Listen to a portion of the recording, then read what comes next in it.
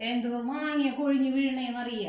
ഞാൻ വാതിലടയ്ക്കാൻ പോയപ്പോ മതിലുമ്മ പൊട്ടിച്ച് വെച്ചേക്കും. എനിക്ക് ഇരുന്നിട്ട് കുമ്പിട്ടിട്ട് മാങ്ങ എടുക്കാൻ പറ്റില്ല എന്ന് എല്ലാവർക്കും അറിയാം. അത് കാരണം കൊണ്ട് അവരൊക്കെ മാങ്ങ കണ്ടു കഴിഞ്ഞൊക്കെ മതിലുമ്മ പറക്കി വെച്ച് പോവും.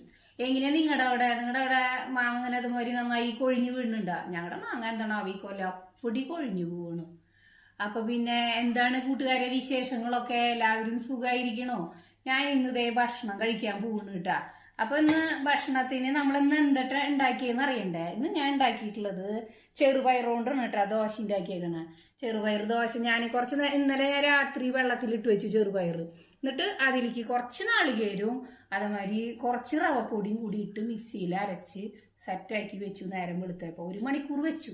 അതിൻ്റെ ഇടയിൽ കൂടെ ഞാൻ കറി ഉണ്ടാക്കി. അപ്പൊ എന്താ കറി ഉണ്ടാക്കിയെന്ന് കാണണ്ടേ? കറി ഉണ്ടാക്കിയിട്ടുള്ളത് ഞാൻ സാമ്പാറും കേട്ടാ.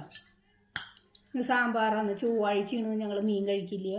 അപ്പൊ ഇന്ന് ഉച്ചക്കിലത്തെയും കൂടി പരിപാടി കഴിക്കാലോ എന്ന് വിചാരിച്ചിട്ട് ഒറ്റയടിക്കൊരു സാമ്പാർ ഉണ്ടാക്കി വെച്ചു. പിന്നെ അതേ ഞാൻ ചമ്മന്തി ഉണ്ടാക്കിയിട്ടുണ്ട്. സാമ്പാർ തന്നെയായ മോനെ അങ്ങോട്ട് പോരാ. അപ്പൊ അതേ കുറച്ച് ചമ്മന്തിയും ഉണ്ടാക്കിയിട്ടുണ്ട്. പിന്നെ എന്നെ കുറച്ച് പേരൊക്കെ സപ്പോർട്ട് ചെയ്യുന്നുണ്ടാ. എനിക്ക് അവരോടൊക്കെ നല്ല നന്ദിയുണ്ട്. പിന്നെ അതേ ഈ ദോശയും സാമ്പാറും ചമ്മന്തിയും കൂട്ടിയിട്ട് അങ്ങോട്ട് കഴിച്ചാൽ ഇന്നത്തെ ദിവസം മുഴുവൻ നമുക്കൊരു എനർജി കിട്ടും. അപ്പോൾ ഓക്കെ അല്ലേ?